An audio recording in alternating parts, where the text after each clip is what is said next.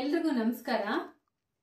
ನಮ್ಮ ಜೀವನದಲ್ಲಿ ರಾಹು ಗ್ರಹ ಇದು ದಶದಲ್ಲಾಗಲಿ ಭುಕ್ತಿಯಲ್ಲಾಗಲಿ ಅಂತರ್ಭುಕ್ತಿಯಲ್ಲಾಗಲಿ ಬಂದಾಗ ನಾವು ಜೀವನದಲ್ಲಿ ತುಂಬ ಸ್ಟ್ರಗಲ್ ಪಡ್ತೀವಿ, ಲೈಫಲ್ಲಿ ತುಂಬ ಕಷ್ಟನೂ ಪಡ್ತೀವಿ.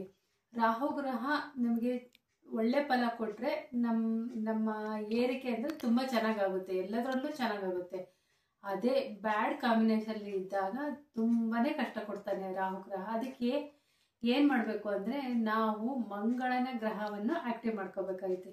ಮಂಗಳ ಗ್ರಹ ಅಂದರೆ ನಾವು ಏನು ಮಾಡಬೇಕು, ಅಡುಗೆ ಕಿಚನಲ್ಲಿ ಹೋಗ್ಬಿಟ್ಟು ಏನಾದರೂ ದಿನದಲ್ಲಿ ಒಂದು ಟೈಮ್ ಆದರೂ ನಿಂತ್ಕೊಂಡು ಚಪಾತಿ, ರೋಟಿ ಮತ್ತು ಬಿಸ್ಕೆಟ್ ಆದರೂ ಒಂದು ಟೈಮ್ ಆದರೂ ತಿನ್ನೋದನ್ನು ನಾವು ಅಭ್ಯಾಸ ಮಾಡ್ಕೋಬೇಕು.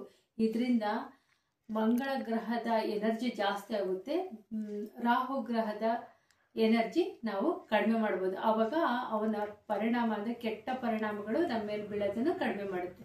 Thank you.